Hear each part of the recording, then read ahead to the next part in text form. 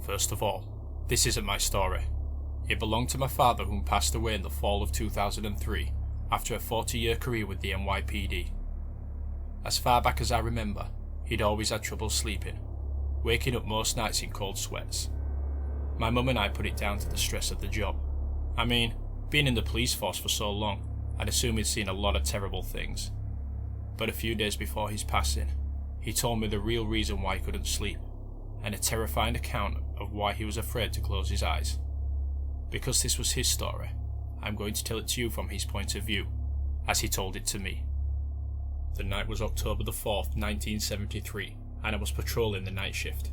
It was just before 3 AM when a call went out for a 415, which is police chatter for a disturbance.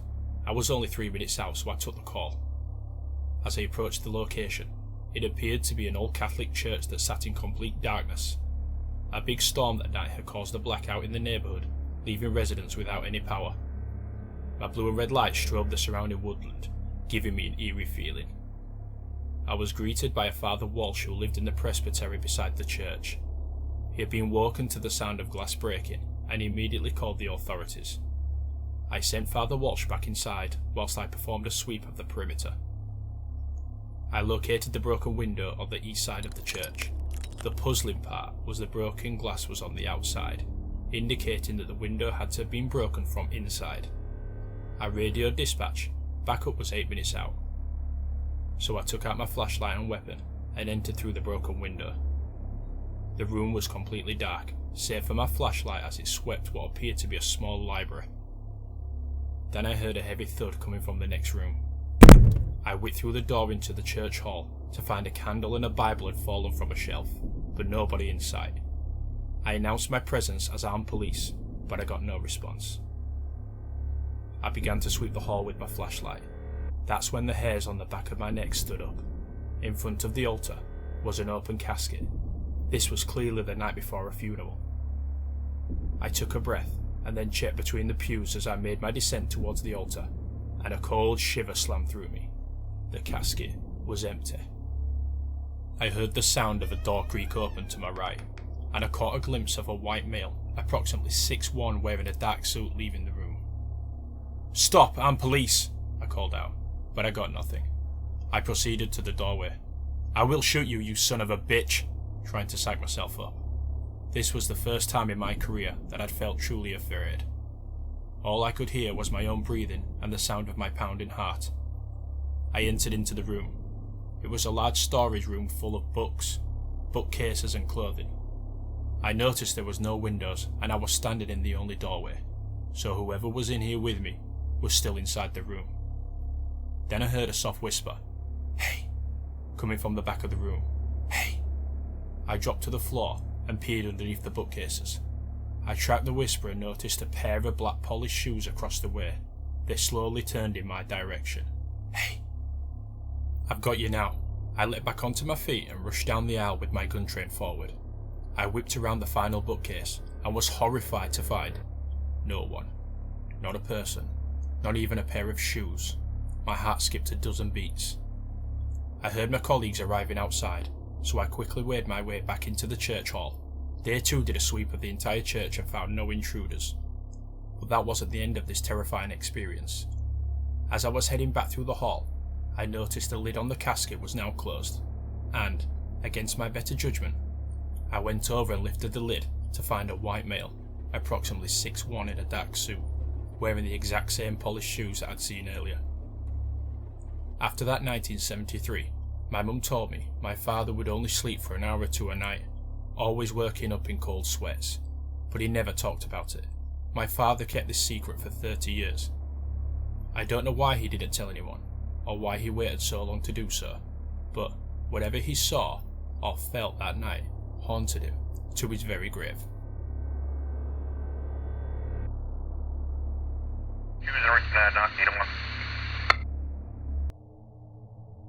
My name is Jessica, and when this incident happened, I'd been a police officer for almost 5 years. My colleagues had given me the nickname Lucky, because up to this point in my career, I'd never actually found myself in a life-threatening situation. Sure, I'd had some scary incidents, but not like this. What happened on this particular night terrified me that much that less than a year later, I would leave the police force. We received a stress call from a worried woman.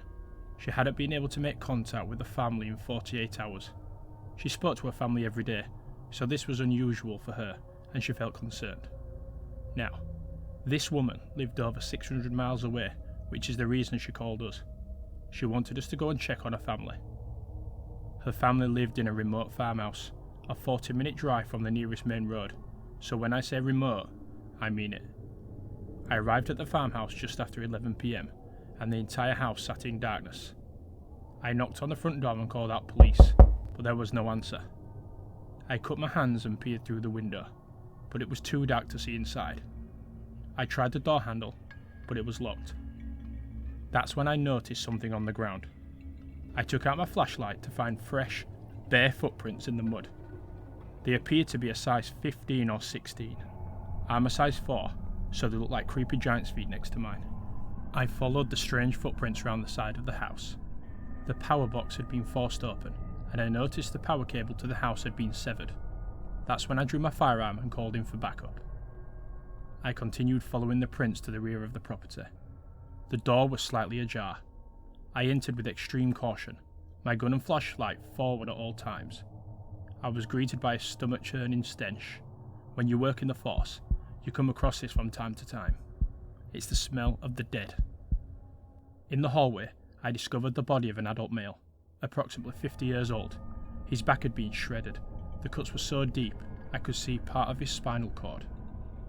In the living room, I found the bodies of 2 more victims, a female, early 50s, and a young male, mid-20s. Both had been savagely beaten. The female victim had been slashed so deep there was blood spatter on the high ceiling. Then I heard footsteps from above. I moved to the bottom of the staircase and looked up. I hesitated for a moment and then began my ascent. My hands were trembling, and it seemed that every step I took made a sound. I stepped out onto the first floor landing. It was long and dark with several doors. I began opening one door at a time. My heart at this point was in my mouth.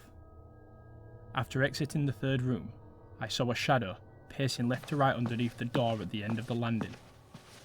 I put my ear to the door, and all I could hear was inaudible whispers and grunting. I stood back and called out, "Police!" and the pacing and whispers immediately stopped. "We've got the place surrounded," I muttered, knowing full well I was on my own. Suddenly, there was a loud, crazed roar, and the suspect began viciously pounding on the door trying to break through. I fell backwards and threatened to shoot, but the ferocious pounding continues. Then, a large fist broke through, and I got a glimpse of a tall, skinny, pale man. He started tearing through the wooden door like it was made of paper. That's when I opened fire. 3 shots. He stumbled backwards for a nanosecond, and then attacked the door again, so I fired a further 2 shots. Again, the man stumbled back, this time with a deep shriek, followed by the sound of glass breaking. I quickly got back to my feet and kicked open what was left of the door. I ran over to the broken window to see a tall, skinny, naked man running into the crops. To give you a little perspective, the crops were about 8 foot tall, and I could still see the top of his bald head until he disappeared into the darkness. Within the hour, we had over 60 officers on the scene searching the area with roadblocks across the state. I personally called the hospitals because I know I shot this guy multiple times, but my calls mounted to nothing. The blood from the suspect was analysed, but there wasn't a match from ours, nor the FBI's database. It's as though this guy simply didn't exist. I don't know who or what killed that poor family at the farmhouse, but my nickname reigned true. I felt very lucky to be alive. This incident affected my mental health to the point that I didn't feel like I could do my job and serve my community safely. I left the force less than a year later, and I now own a bed and breakfast in Vermont.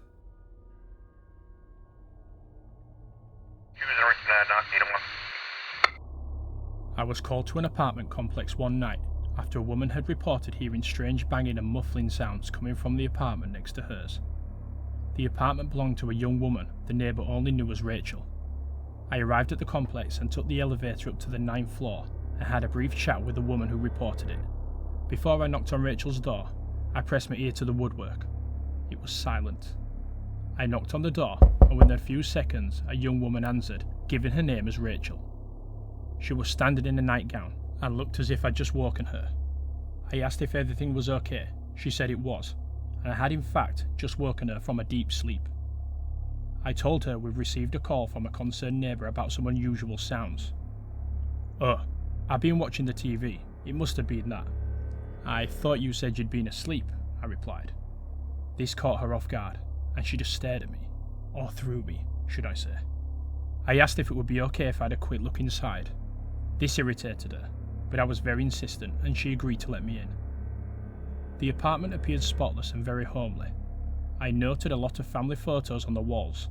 None of them contained Rachel, which I thought was rather strange. "Are you done now?" I turned around to find a very agitated and jittery Rachel. Again I asked if everything was okay, and she replied fine.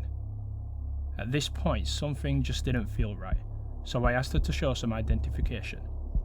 This made her more agitated, but I told her it was protocol, and that once I'd seen some ID, I'd been on my way. In a huff, Rachel left to grab a bag which was in another room, so I took the opportunity to have a look around. I moved into the kitchen. There was a broken mug on the ground in front of a cupboard. That's when I noticed a broken broomstick had been lodged through the handle on the cupboard to keep it closed. I slowly removed the stick and opened the cupboard to find an unconscious woman, bound and gagged. And before I could remove my sidearm, I was hit over the back of the head with a heavy object. I instantly fell to the ground, bleeding profusely. It was Rachel, or the woman who claimed to be Rachel, and she was now standing over me with a kitchen knife. She lunged at me, plunging the blade into my shoulder. I screamed out in agony, dropping my weapon in the process. She made a vicious launch at me again, desperately trying to thrust the blade into my neck. I was able to hold her off, but just about. I'm not sure what drug she was on, but she had the strength of a lioness. I managed to wrestle free and grab my firearm. I got one shot off. It hit her in the stomach, but even this didn't stop her. She lunged for me again, so I fired a second shot, and this one dropped her. Although the woman was down and wounded, she was still going crazy on the ground. So I cuffed her and called for an ambulance, not only for the suspect, the victim, but for myself. I was losing blood and fast. The woman tied up in the cupboard turned out to be Rachel, who was the victim of a home invasion. The suspect survived her injuries, and after investigation, I learnt that this wasn't her first invasion. She was later found guilty of 6 murders over a 12-month period, as well as the attempted murder of a police officer. The crazy part to all this, the woman would kill her victims and then stay in their home for a night, eating their food, wearing their clothes, and sleeping in their bed before moving on to find her next victim. I required an operation on my shoulder, and although this incident didn't kill me, I'll always carry the scar both physically and mentally for the rest of my life.